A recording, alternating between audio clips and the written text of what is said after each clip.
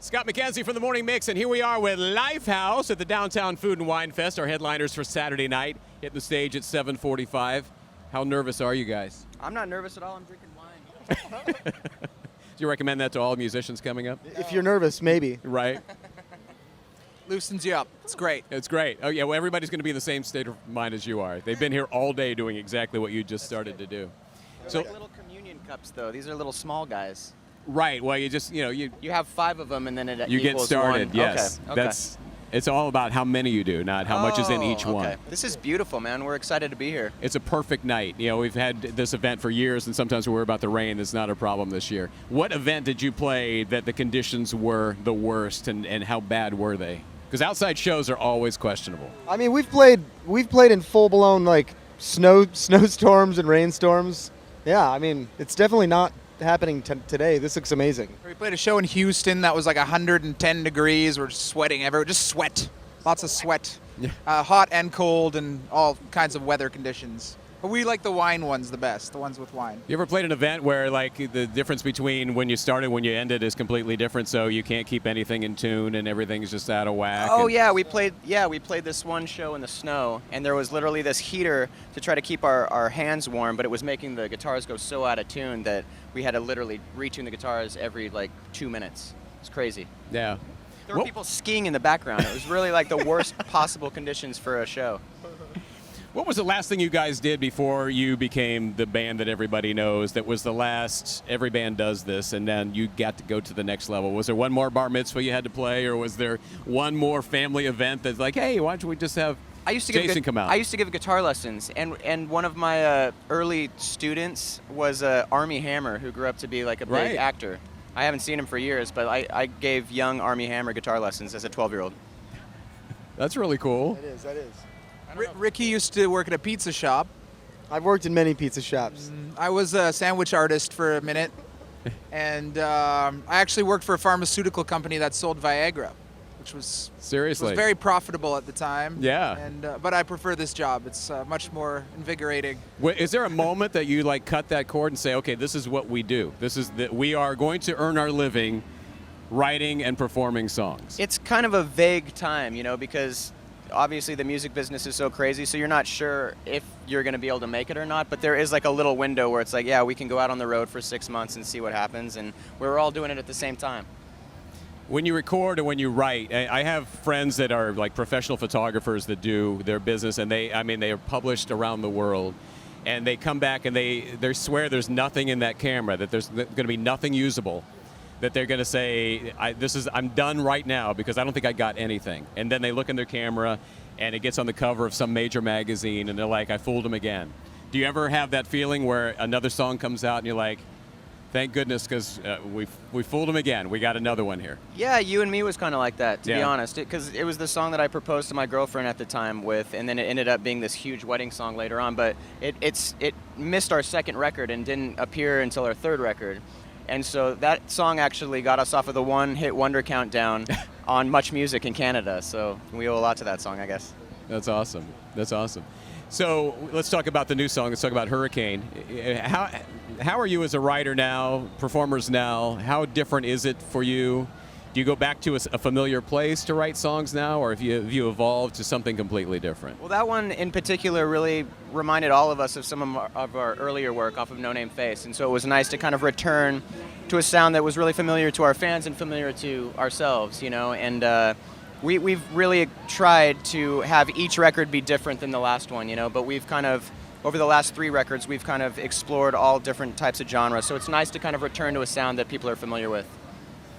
With music evolving the way it evolves and technology changing the way it changes, do you ever hear something in somebody else's music, or you hear a few songs that are getting popular because they use a certain, all of a sudden there's a banjo, that's very popular and everything, or all of a sudden everybody's got to do an oh in every song.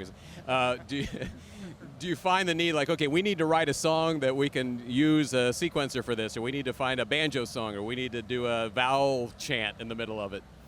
No, I think we base it. The song kind of takes on its own journey. Once you build it how it should sound and how you want it to sound. It's not like, ooh, we should put that on there. It's more whatever's right for the song, and we try out a lot of different things. So Ukulele. That's it. Lots of ukulele. It's hot right now. We like to listen to pop radio. There's formulated songs. There's really inspired songs.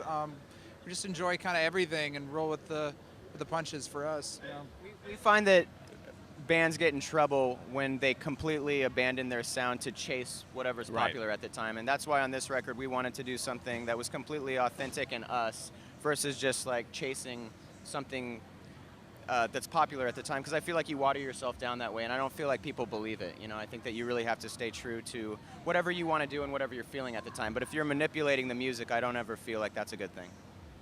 We talk to people that have different experiences in the studio. We interview a lot of artists, and some of them want to get in and get out. You know, a lot of singers want to get in and do their bit and get out. Let the producer handle it. Let the producer fix it in post. Let the mastering take care of all the ills or whatever. Are any of you more of a perfectionist than the other, where you're going to hang around with the engineer or with the producer and say, I want this done differently, or I'm not going to leave this until you kick me out of here, because otherwise I'll tinker until it's dead? Yeah, I think I could speak for all of us. I think we're all like that. Like we're very meticulous about getting it exactly the way that we want it. All of our parts, like Rick's drums, Bryce's bass parts, making sure the vocals are right. Because once it's out there, you can never take Right. it back, So this record in particular, we spent 2 years just perfecting everything and then scrapping some things and bringing things back and like really kind of being obsessive compulsive in a good way to make sure that we're making a product that we can stand behind and that we love. Is there ever a problem with anything leaking out? It seems like people have a problem now having firm release dates and making sure things are done the way they want them done. Do you have to have people sign things or put it on lockdown because digital's so easy to copy? Yeah, we've had some leaks in the past, but it's not really a big deal. Our super fans kind of get the first glimpse, and we have to get our songs out to radio before they're released, and sometimes they leak, but it's not a huge deal. Especially with this one, as soon as it was leaked, we're like, oh, we may as well put it out. Right. And so everyone heard it. I think most of us are more worried about other things leaking out of our bodies, like after Mexican food. Well, yeah, or a something few like more that. of those, and I think you're.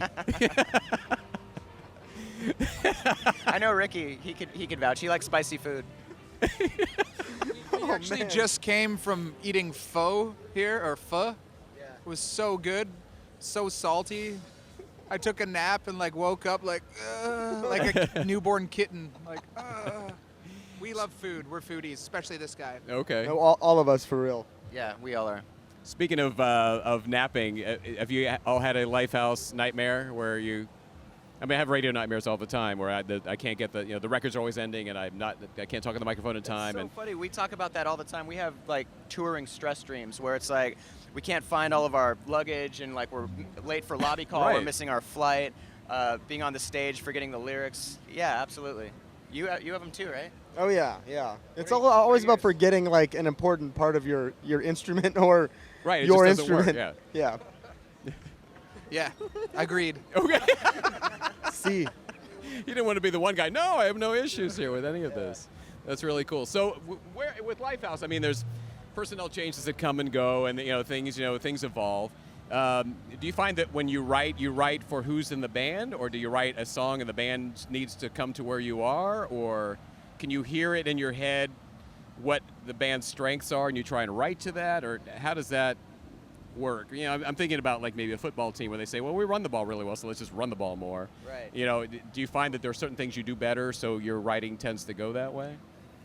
No, to be honest, we've been playing together for so long, especially me and Ricky have been playing together for over 15 years. Bryce has been with us for 10 years. I feel like when we get into a room and I play them a new song, everything falls right into place because it's almost like we're finishing each other's sentences in a way. And that's really great when you know that you're all completely on the same page and there's no overplaying. Everybody is just kind of doing whatever the song needs to sound the best.